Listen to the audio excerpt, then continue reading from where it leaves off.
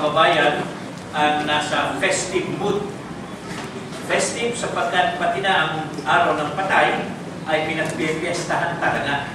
Kung kami ay nakatira sa lugar ng Karuhatan, doon sa malapit sa sementeryo, doon magkakalapit, maraming mga pastor doon, yung Hope Compound, Grace Compound, ang dami namin doon. At nakapagtataka na tuwing araw ng patay, ay maraming naglilitsunan doon. No? Litsun, ang umanak, bumili doon sa sementeryo, kumpleto doon.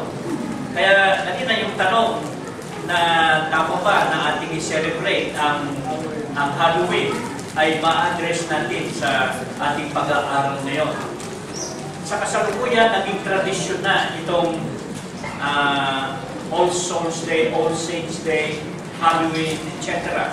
At lumalabas na nga ang maraming mga palabas. No? Itong Harry Potter, di ba? Yung mga iba't ibang mga movie na puso-puso ngayon tungkol sa mga nakakatakot o kaya sa mga bagay ukol sa patay. At marami na rin ang mga kababayan natin na nagse-celebrate by way of having tricks and treat, no? Ang kanilang mga anak na nagpipintura ng mga mukha at nag-enjoy sila, no? Alam natin na ang kamatayan ay bunga ng kasalanan. The wages of sin is death, but the gift of eternal life is in Christ Jesus our Lord.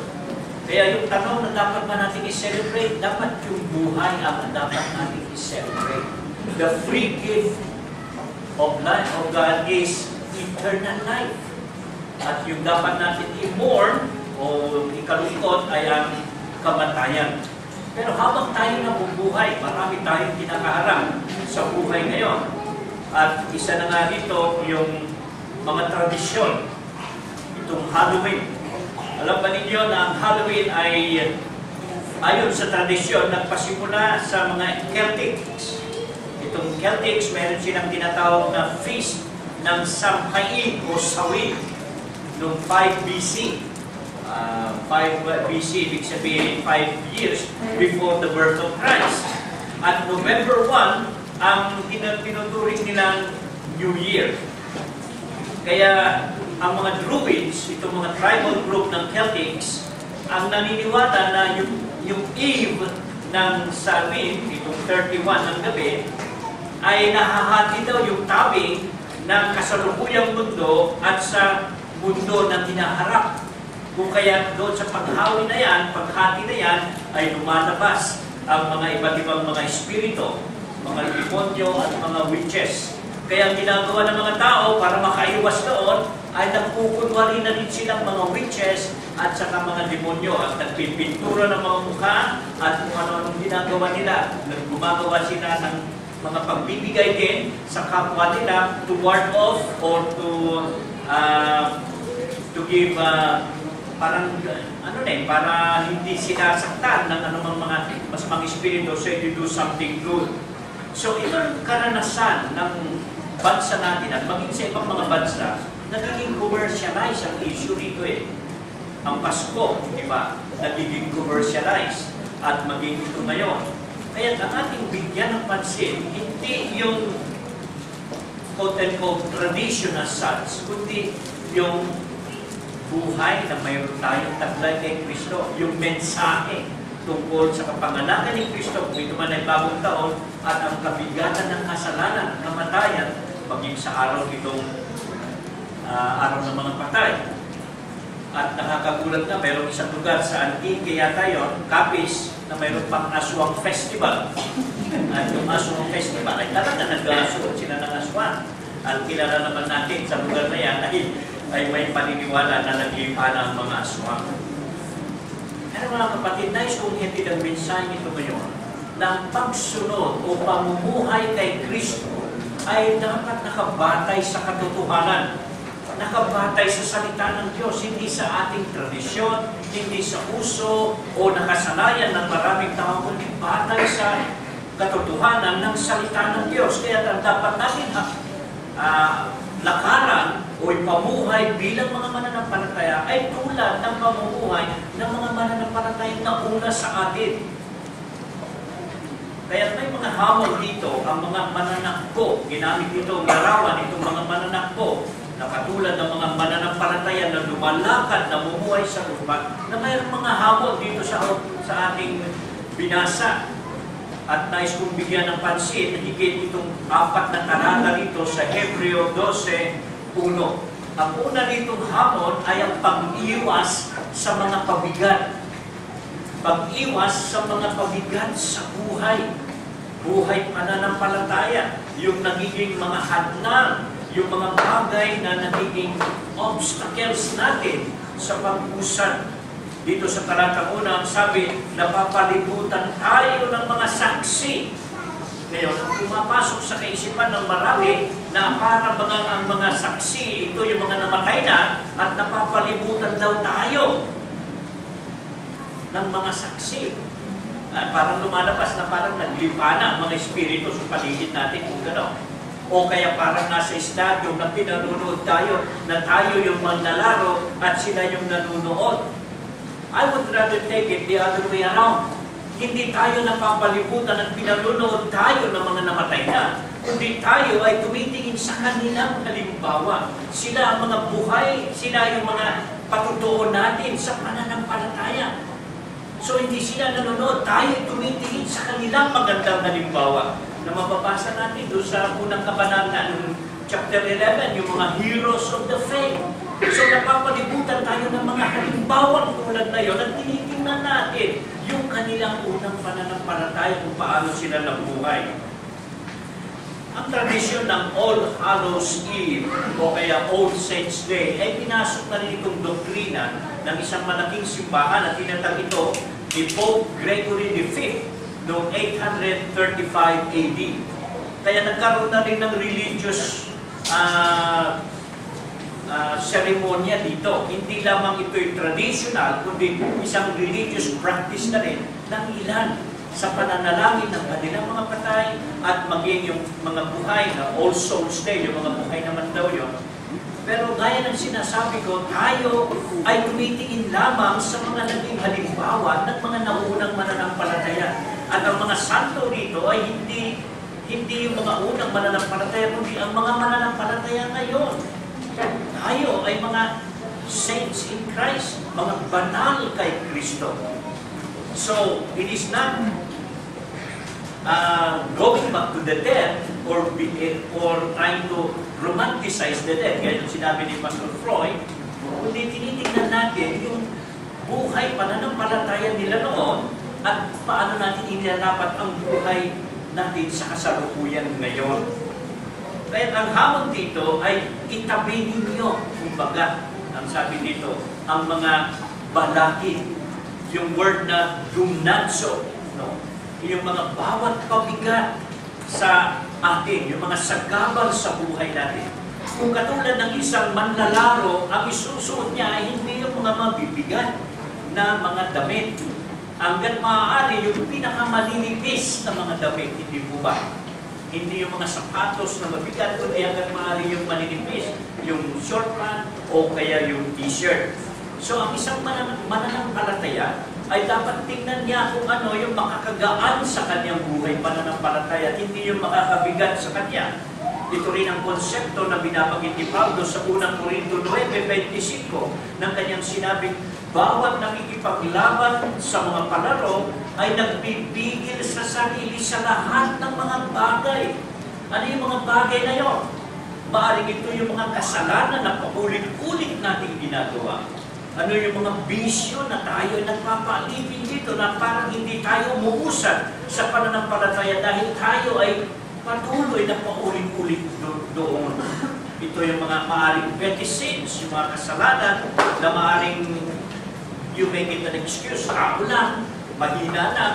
Pero again, if you allow yourself to be controlled by them, then para ka nagsusuot ng mga pabigat bilang isang manlalaro, hindi ka makakausad ng maayos. At ganoon din ang hayag ni Pablo sa mga taga-Filipos, sa Filipos 3:13, na nililimot ko na ang mga bagay na mga nakaraan, na mga pwede kong ipagmalaki, o mga bagay na nakakaya sa akin, na ginawa ko, kundi ang aking tinutungo ngayon, ang aking hinaharap. So ito yung pananaw ni Pablo, na yung mga nakaraan na nagkatali sa kanya, no? Yung mga tradisyon, o yung mga pwede niyang ipagmalaki, yan ay tinapina niya. Kundi ang kanyang isinuot na lamang ay si Kristo at ang katwiran ni Kristo.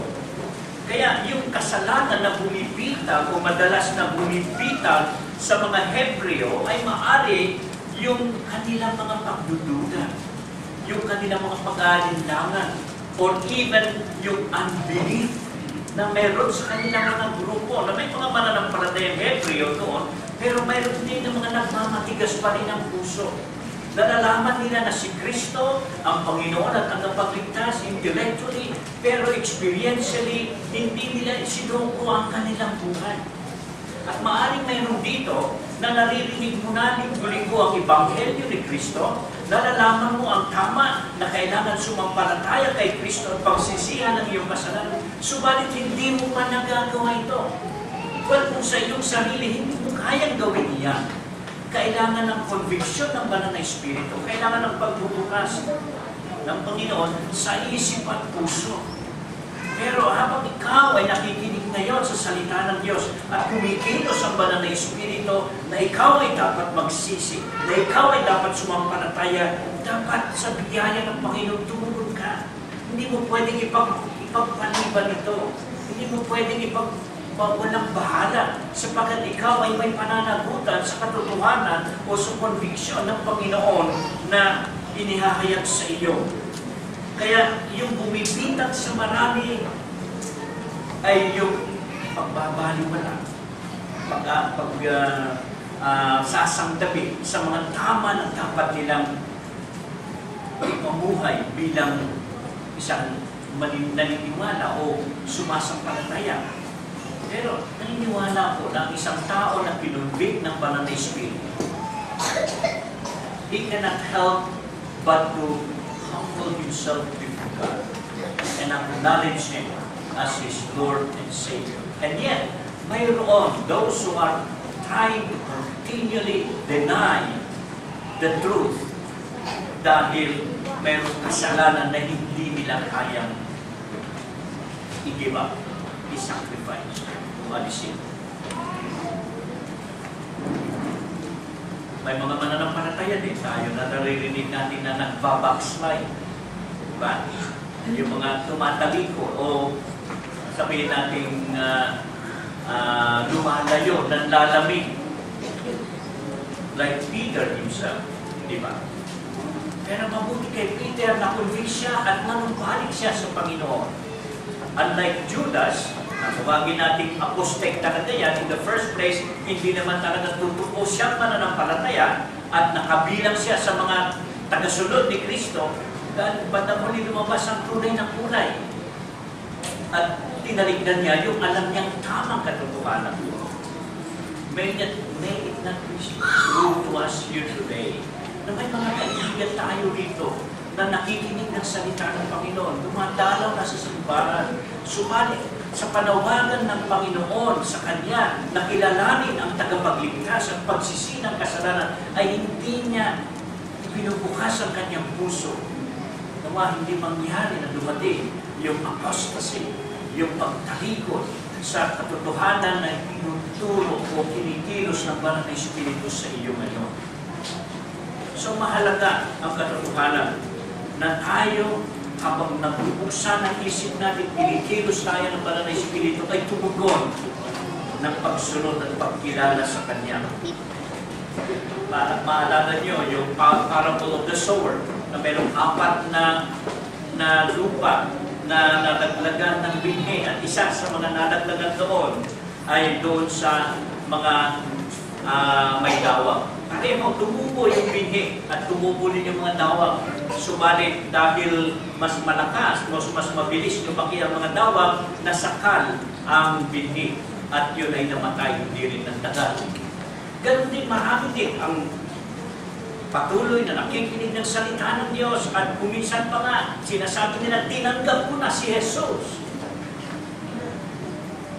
Pero pagdating ng mga pagsubok, no, pagdating ng mga, sabi tawagin natin,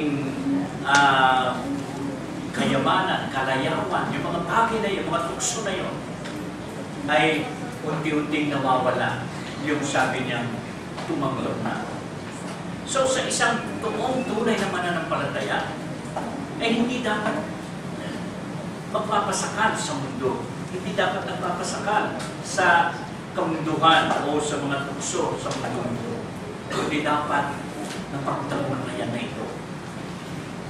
Of course, mayroon tayong doktrina na mayroon tayong sinful nature. Christians and non-Christians still under the sinful nature. Pero hindi natin pwedeng gawing excuse ito na mananatili pa rin tayo sa buhay kasalanan. Dapat mayroon ng buhay pananampalataya na ikaw ay namumuhay para sa Panginoon. Sabi ni John Knox, the habit of sin ay patuloy na kumakapit at kumakalat sa puso at isip ng tao. Yung patuloy na natin na paggawa ng kasalanan ay lalong kumakalat ito sa puso at isip ng tao. Parang katulad ng apoy yan na lumalagablab yan. Kaya ating bantayan, tingnan natin, ano ba mga kasalanan na ating ginagawa sa hayagan man ito o sa lihim na dapat nating tigilan. At isa sa mga sin, tulad nga ng binanggit ko, ng mga Hebreo ay yung hindi lubos na pagtitiwala sa alam nilang katotohanan o kaya sa hindi lubos na pagsisisi sa dapat nilang talikdan. At ito ay maaaring humantong sa pagmamatigas ng kanilang puso. Gaya ng paalala ng sugulan na habang sila ay nakikinig ng salita ng katotohanan, ay magsisi sila at makinig sila. Pangalawa, hindi lang pag-iwas sa mga pabigat, kundi yung pagtakbo ng may pagtitiis. Sa isang manakbo, kailangan niya ng stamina. Pero kahit na malakas siya, kailangan na ng pagtiyatsaga. Perseverance. Ang sabi nga dito, tumakbo tayong may pagtitiis sa takbuhin nilagay sa harapan natin. So ang pagtakbo o paglakad sa buhay pananampalataya ay kalapit dapat dito yung ating pagtsatsaga at pagtitiis. Lahat ng Kristiyano ay kasama sa takbuhan, kasama sa lakaran ng buhay pananampalataya. Ito na yung tinatawag natin the life of the believer, buhay pananampalataya. Lumalakad tayo sama-sama sa Panginoon. At sa patuloy nating pagtakbo, ginamit dito ng Greek word ay trencho, yung parang stretch. Kailangan dito talagang we have to stretch even while you walk or you run. Kumbaga sa mga gymnastics, no? Na talagang napakahalaga sa kanila, may stretch sila para ang kanilang mga muscles, ang kanilang limbs ay magiging healthy. So sa buhay pananampalataya, we may go through pains and struggles also. And expected na natin yan. Given dapat yan. Hindi tayo naninibago. Tulad ng sinasabi ni James, na huwag kayong magtaka kung kayo dumaranas ng mga pagsubok. Yung sinasabi din ni Pedro yun. Sa James, count it all joy. At sinasabi ni Peter na don't be surprised when you encounter various trials. Dahil yung mga trials na yan, magdi-develop sa atin yun at magbibigay ng kaganapan sa atin yun. Sinabi ng Panginoong Yesus sa Matthew 10:22, kapupukutan kayo ng lahat dahil sa aking pangalan, ngunit ang magtiis hanggang wakas ay maliligtas. Now, hindi ibig sabihin na ang pagtitiis ay nakakapagligtas. Hindi tayo maliligtas sa sarili nating gawa ng pagtitiis o katapatan o pagsisisi at pagsampalataya. Hindi yun ang kaligtasan. Ang kaligtasan natin ay na kay Kristo sa pagkilos ng banal na Espiritu. Subalit kung na kay Kristo ka at kinilos ka ng banal na Espiritu, nandoon yung preservation and perseverance na mananatili ka sa Kanya. Preservation dahil ikaw ay tinatakan ng banal na Espiritu. Ikaw ay pinananahan ng banal na Espiritu. Perseverance dahil ikaw ay united in Christ, nakiisa ka kay Kristo, buhay ka na. Kaya nananatili ka. Kaya yung mga taong nanatili hanggang wakas, ibig sabihin sila yung mga na kay Kristo. Sila yung mga nakipag-isa kay Kristo. Kaya tama yung sinabi ni Juan na sila hindi sa umpisa, hindi natin sila kaisa sapagkat kung atin silang kaisa, dapat sila nasa atin. Well, maliban kung lumipat ng church, ano? Pero kung hindi kaisa, ibig sabihin ay maaaring hindi pa rin nabago ang kanilang relasyon sa Panginoon at hindi nagpapahalaga sa salita ng Diyos o sa mga pangangaral ng salita ng Panginoon. So, isang totoong katotohanan ito ng isang tao na kay Kristo ay magbabago yung atlasa, magbabago yung kaisipan niya at magkakaroon ng panibagong struggle sa buhay niya.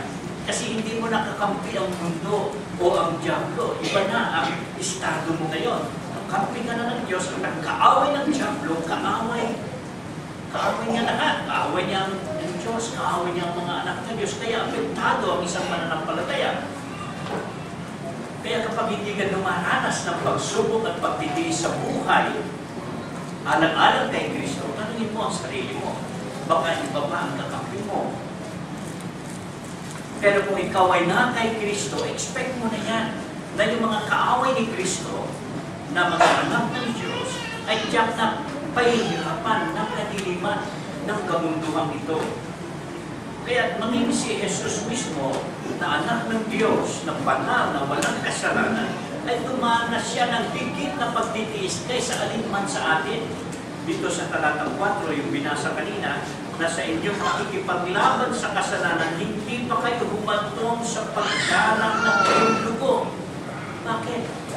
Well, maaaring may mga persecuted believers na namatay din sa pananampalataya, pero sa kaso ng mga taga-Hebreo, hindi ganun katindi yung kanilang pinagiraranas at maging sa karanasan natin, mga Pilipino, wala pa tayo sa ganung estado. Pero si Kristo noon naman, siya ay nagtiis na. Nagtiis hanggang kamatayan ang iniyalan niya ang kanyang buhay para sa kanyang mga hinirang, sa kanyang mga anak, sa mga makasalanan na inikilos niya. Kaya ito'y napakahalagang katotohanan na kung si Kristo ay inialay ang kanyang sarili para sa mga hindi karapat-dapat, marapat lamang na yung mga hindi karapat-dapat makasalanan tulad mo at tulad ko ay tumingin sa kanya at kilalanin siya bilang Panginoon at tagapagligtas.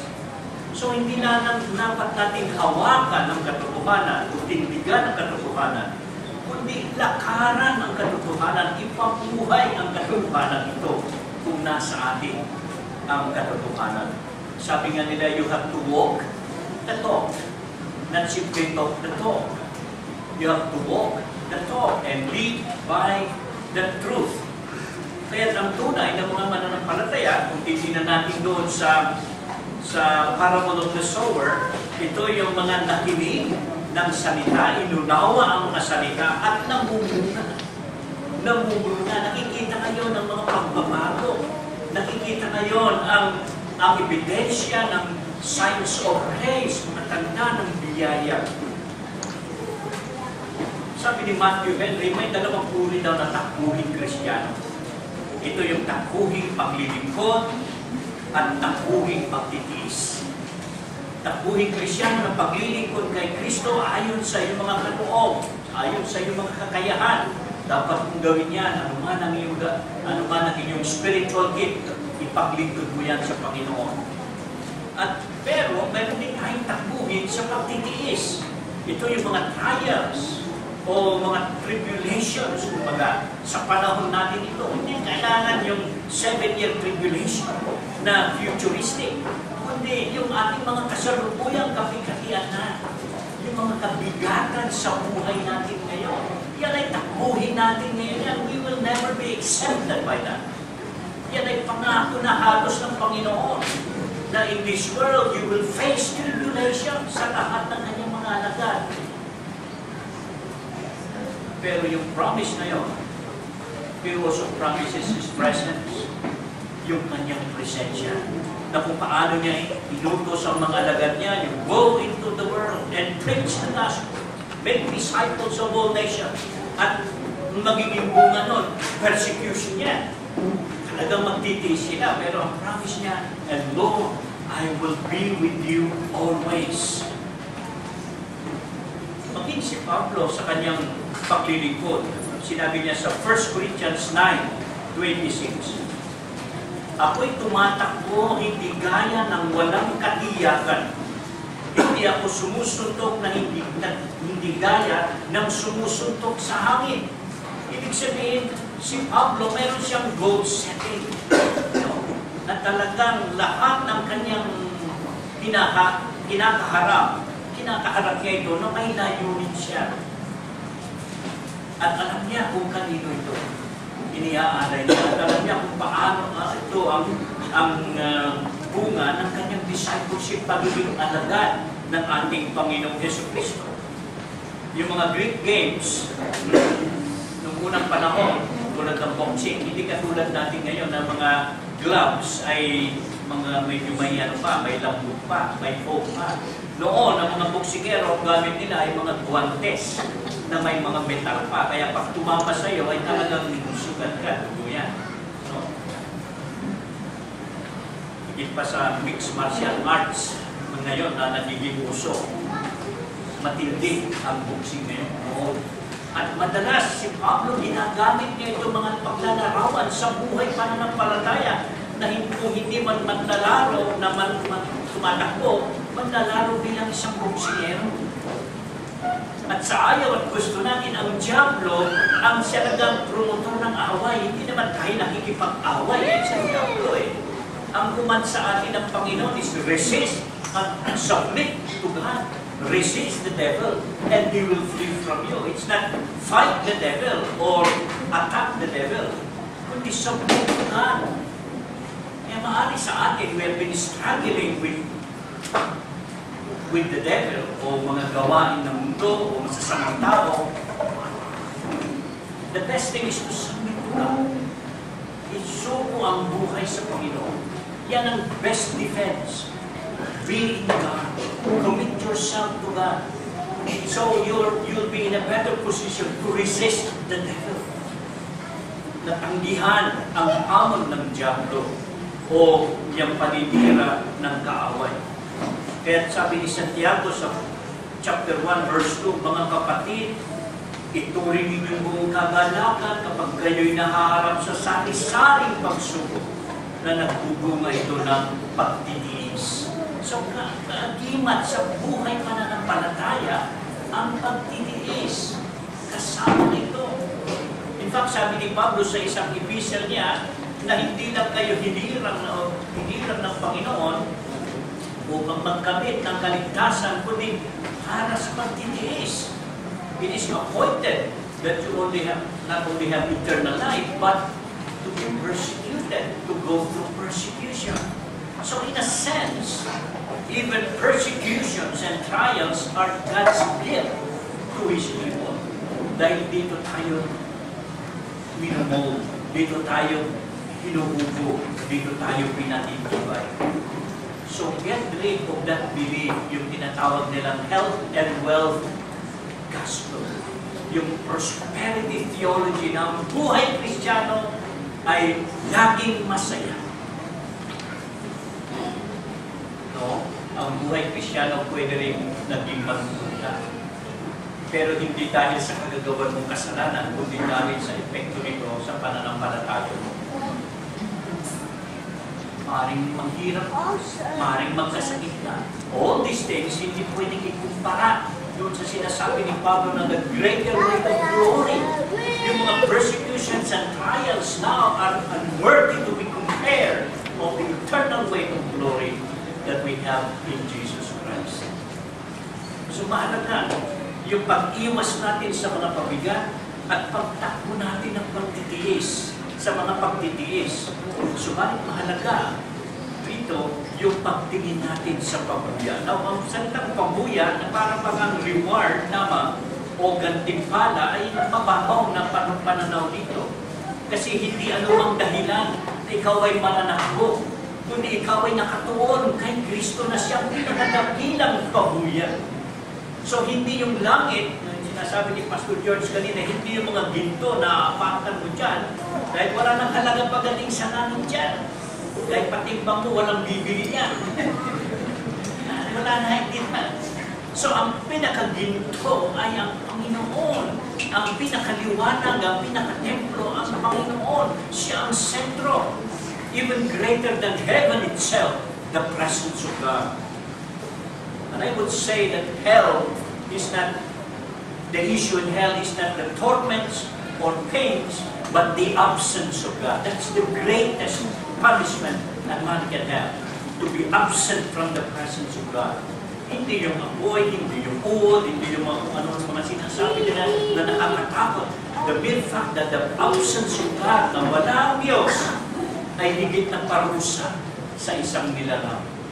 Narinig naman ninyo yung sinasabi nila na nakakabini ang katahimikan? Tahimik lang ng mundo mo, nakakabini. Totoo yun. And how much more kung wala ang Diyos ng kapayapaan, Diyos ng kasayahan, kagalakan, wala lahat yun. That's even the greatest judgment a person has. And that is eternal. Because they have denied the eternal Son of God. They have denied the one who offered eternal life. So, hell must be eternal as well. Ganun kabigat ang kasalanan, mga kapatid. Dahil sa kasalanan, namatay si Yesu Cristo. Na hindi po pwedeng mamatay ang Diyos eh. Nagkatawang tao, parang inaalay ang kanyang buhay. The eternal Son of God, who has eternal life, had to die for man. Para ang tao na makasalanan, na kanyang kinilos at magsisi sa kanyang kasalanan at sumampalatay sa kanya, ay magkamit ng buhay na walang hanggan. Kaya ang sabi dito sa talatang 2, pagmasdan natin si Jesus. Yung salitang pagmasdan, hindi naman natin makikita na si Jesus ngayon, kundi alalahanin natin kung sino si Jesus sa kanyang persona bilang isang anak ng Diyos na banal at ang kanyang ginawa na namatay sa krus na hindi siya karapat-dapat, subalit inakap niya ang krus upang sa ganon magkaroon ng pagtubos sa kasalanan at magkaroon ng kaligtasan. In other words, Jesus Christ is the embodiment of the gospel. He is the person, His person and His work is complete for salvation. Kaya si Pablo, sabi niya sa mga taga-Filipos sa chapter 3 verse 14, nagpapatuloy ako tungo sa mitin para sa gantimpala ng dakilang pagtawag ng Diyos kay Hesus Kristo. So you will see here in the Apostle Paul yung kanyang Christocentric mindset ng lahat ng kanyang ginagawa ngayon, ang iniisip niya ngayon at gagawin niya sa inaharap ay nakasentro kay Kristo at ang kaluwalhatian ni Kristo. At itinuring na niya ang kanyang sariling patay na sa kasalanan. Eh bakit kailangan pa niyang matakot sa kamatayan? Patay na siya. I would say that those who are afraid to die are those who are not afraid to live. Yung mga taong hindi handang mamatay ay hindi handang mabuhay. Sapagat ang taong namatay na sa kasalanan, alam niya na mayroon na siyang buhay na walang hanggan at hindi niya dapat katakutan ng kamatayan. Kaya't nakatingin siya sa pag-asa na kay Kristo.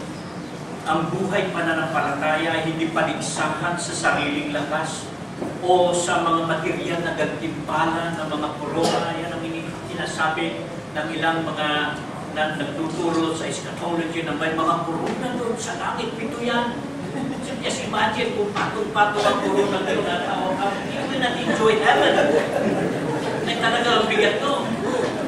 At ang sabi doon, ibibigay sa paanan ng Panginoon. Ito yung mga papuri No, na dapat na inaalay sa Panginoon. It's not material crowns, but the praises offered to the King na ating inahandog sa Panginoon pagdating natin sa Kanya. Yung tanong, are you prepared to meet your God? Handa ka bang humarap sa iyong Diyos na lumikha? At ang tamang panahon ng paghanda ay ngayon, na kilalanin na siya lamang at walang iba na pag-asa mo kundi si Yesu Cristo na namatay sa krus upang ang sino mang makasalanan tulad ko at tulad ko ay may pag-asa sa Kanya dahil ang iyong kasalanan ay Kanyang tutubusin. Kaya itong panawagan sa iyo, kaibigan, ay tumingin ka kay Yesu Cristo. Magtiwala ka sa Kanyang ginawa sa krus at sumunod ka sa Kanyang panawagan ng pagsisisi at pagsampalataya sa Kanya. Hindi sapat na alam mo yun sa isip mo. Kailangan mong yakapin siya ng personal. Kailangan mong kilalanin siya ng personal na wala kang magagawa sa iyong sarili upang iligtas ang iyong sarili. Tanging siya lamang.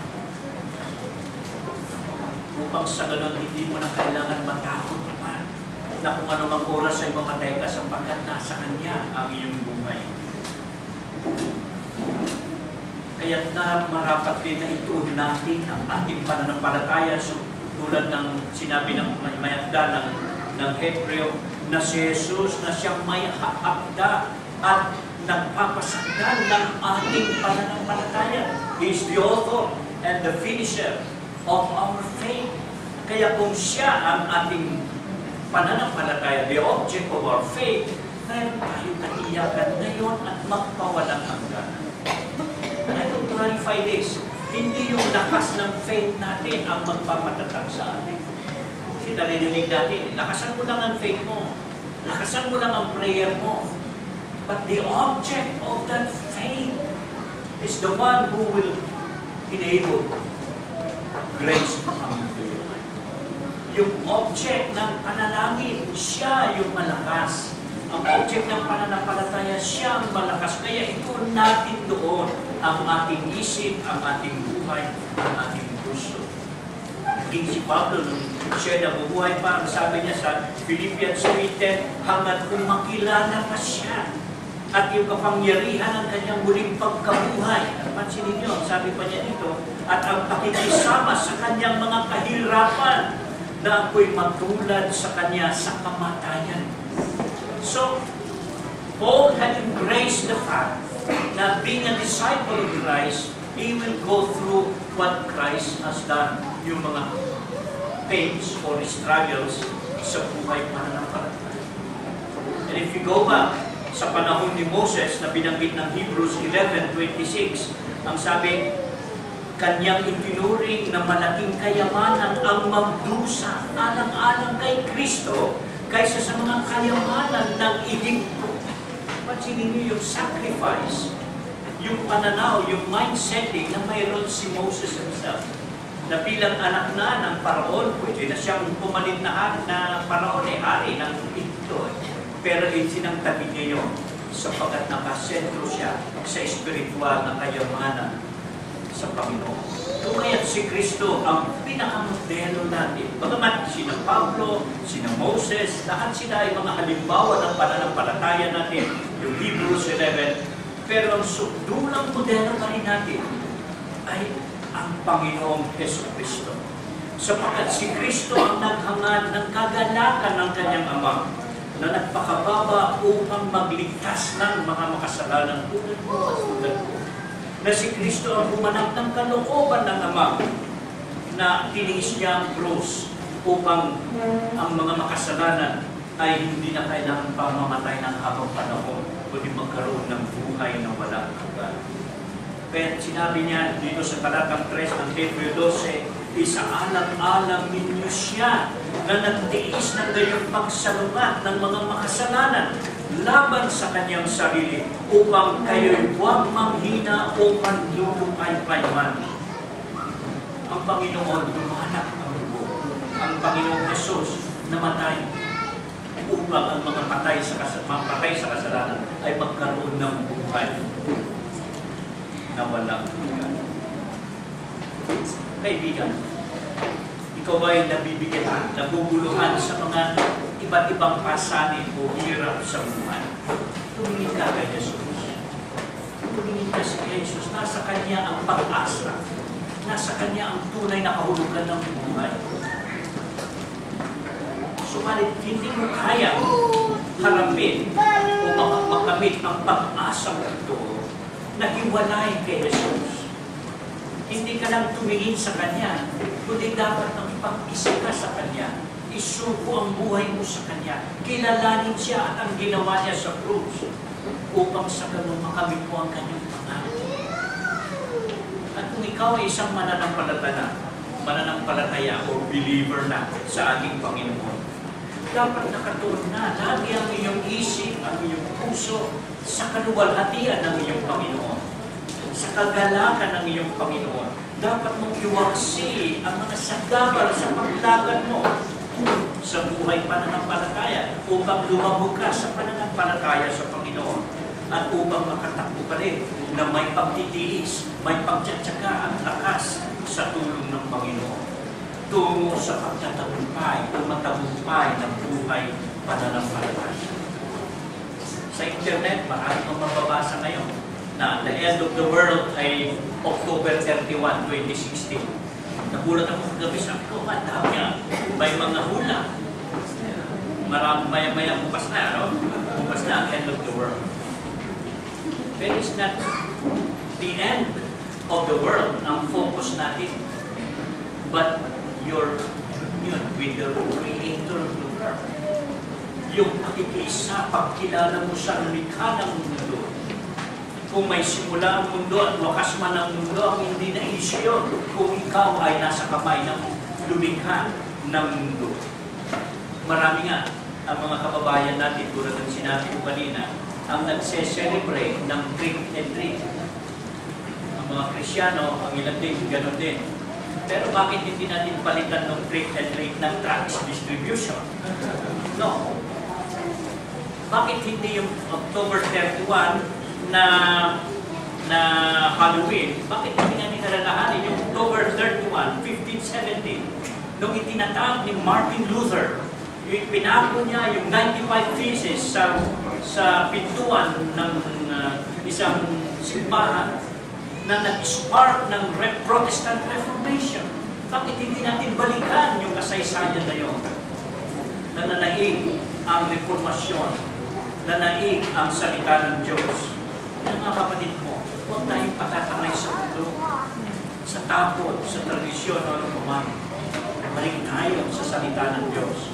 Balik tayo sa mga halimbawa ng mga unang mananampalataya noon at maging sa panahon ni Martin Luther at ilan pang mananampalataya na nanatiling tapat sa Panginoon.